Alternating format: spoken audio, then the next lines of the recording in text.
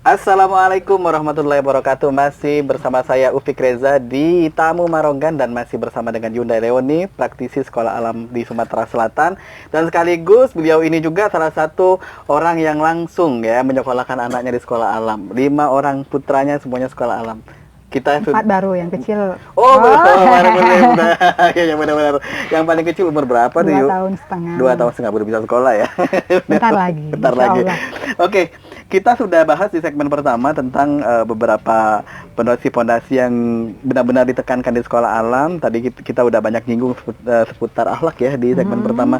Nah, segmen kedua ini saya pengen masuk ke logika. Jadi bagaimana nih, Yuk? Maksudnya ini, penajaman logika ini gimana dengan anak-anak di sekolah alam? Logika ilmiah tuh mungkin yang lebih kita tahu tuh kalau di sekolah tuh pelajaran yang akademis itu ya, pelajaran matematika, IPA, IPS. Ini bedanya itu kalau kita tuh anak-anak tuh diajak berlogika, bukan hanya tebak-tebakan. 5 buah jeruk ditambah 5 buah jeruk sama dengan berapa? Itu kalau di sekolah umum, itu di atas kertas. Nah, kalau sekolah alam gimana? Sekolah alam tuh langsung melakukan. Dia harus tahu sebab akibat. Nah, mengasah logikanya. Misal, contoh. Ayo anak-anak, misalnya kita ajak dia ke lapangan. Kita mendekati sebuah pohon sambil berteduh kan? Iya, benar. Di bawah pohon ini. Kenapa ya kira-kira kok tumbuh pohonnya ini ke atas? Oke, kenapa nggak ke bawah? Coba Ustadz jawablah kenapa? Kenapa? Karena akarnya di bawah. Kan bisa aja tuh dia kalau mau masuk, kenapa dia harus ke atas ya? Bisa nggak ke masuk juga ngikut ke akar? Karena mungkin kalsiumnya baik kali ya. Kalau kalsiumnya nggak baik, tumbuhnya ke samping kayak saya. Gendut maksudnya. Jadi intinya maksudnya dia gimana?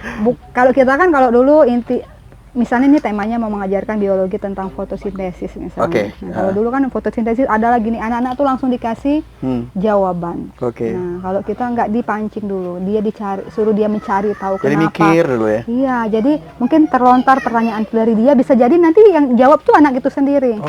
Jadi kan kita ajak, iya ya Bu ya, kenapa ya? Nanti ada temannya, iya kali kan dia mau butuh ini kan, misalnya mau cari udara, anggaplah mau bernafas misalnya, itu kan versi anak ya. Ya logika dia kan. Terus ada yang juga yang butuh makan, ada yang mungkin udah tahu informasi tentang dia kan makannya dari matahari, jadi dia mau cari makannya, matahari kan adanya ya, nggak di dalam tanah. Nah itu kan nanti dari semua jawaban anak-anak itu nanti baru gurunya itu merangkumkan. Jadi ketemulah satu jawaban komplit. Dan itu dari anak sendiri. Keren deh. Jadi kalau dia yang langsung jawab kan otomatis itu dia lengket karena dia yang udah melontarkan, berasa langsung. Terus kalau ngajarin matematika misalnya gimana caranya? Misal kita mau konsep perkalian. Anak-anak kecil ya. Kita bisa ajak dia bermain dulu cengkling. Main cengkling kalau bahasa kita main cengkling. Kita bolehlah guru tuh nanti buat kotak-kotaknya banyak dengan angka 1 sampai 10 misal. Kita mau mengenalkan perkalian 2. Udah anak-anaknya diajak dulu lompat 2 lagi kan, konsep perkalian itu artinya penjumlahan yang berulang-ulang kan? Dia pahamkan itu dulu, sudah tahu bahwa misalnya 2 kali 4 berarti berapa kali 2-nya tuh? Lompatnya 4 kali. 1, 2, 3, 4. Nah, itu kan mulai berlogika. Nah, rumus itu kan hanya untuk memudahkan, cara cepat rumus itu. Jadi bermain yang konsep awal tadi itu bukan bermain tidak ada maknanya. Bukan, ternyata ini ya. Semua pembelajaran di sekolah alam itu didesain sedemikian rupa dalam suasana anak nyaman. Dan kita bagaimana nanti kita arahkan itu menstimulan mereka. Allah karim, luar biasa. Aku pengen cepat punya anak nih, sekolah alam juga ya nanti di sekolah alam. Ngomong-ngomong, masih asik ngobrol tapi kopinya habis. Aduh lagi. Mana tukang kopi tadi? Pengen kopi lagi tambahan nih. Habis kopinya. Agak unik suara itu rasa kopinya yang sekali ini. Iya beda. Saya tuh bukan penyuka kopi. Tapi tiba-tiba kok yang ini enak. Gitu ya. Yes. Kenapa Mas? Ini mau nganter kopi. Oh, nambah kopi. Boleh. Ya. Oke. Luar biasa. Sukses ya bisnis kopinya Mas Rimba. Oke, luar biasa. Kopinya enak, nanti kalau mau kasih oleh-oleh juga boleh ya? Iya, boleh. Thank you ya Mas. Ya. Oke. Nah, ada semangat kalau ada kopi nih. Iya, lainnya. Oke, Yunda, tadi kan sudah nih dari sisi matematikanya, ternyata memang diajak bermain, tapi di situ ada belajarnya gitu kan. Sambil bertualang kan. Berpetualang. Nah, terus kalau seandainya kita mau ngasih hukuman nih dengan anak-anak, bagaimana nih cara yang tidak mendoktrin, tapi diterima ya dengan diterima sama mereka dan mereka taatin gitu. Jadi di kita ya di sekolah alam itu hukuman itu kita sepakati dengan anak. Jadi bukan sepihak. Jadi menghilangkan unsur otoriter. Okay. Misal, misalnya kita sudah ada aturan bahwa kalau sendal atau sepatu tuh taruh di rak.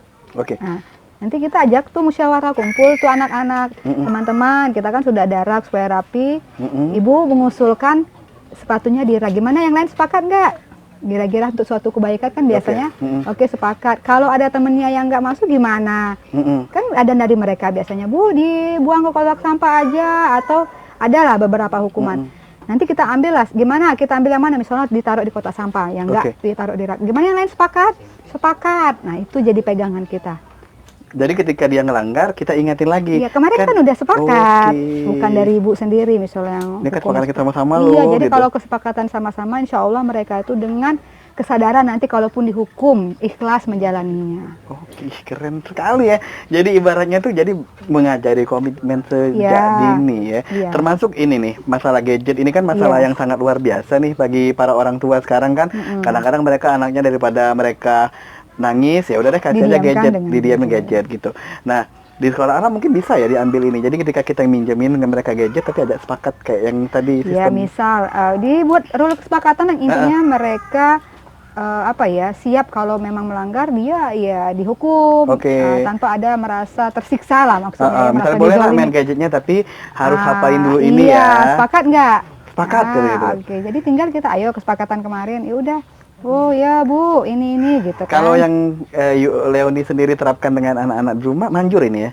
Cukup manjur? Alhamdulillah. Manjur ya? Iya, walaupun kan segala sesuatu tuh butuh proses ya, nggak ya, instan. pasti. Ya, untuk pengkondisian, terus diingat. Kadang kan anak-anak tuh nggak semudah itu, kadang lupa. Nah, udah waktunya kita terus lah yang namanya mengingatkan itu kan kewajiban lah ya kita sesama manusia pun untuk selalu mengingatkan. Jadi anak-anak misalnya ada kesepakatan kalau melanggar satu aturan ini nanti misalnya HP-nya ditarik dulu 1 hari, misalnya seperti itu. Oke, dan itu dilakukan di rumah dan itu dilakukan, komitmen. Komitmen namanya. Walaupun dia berat hati ya, nggak apa-apa harus.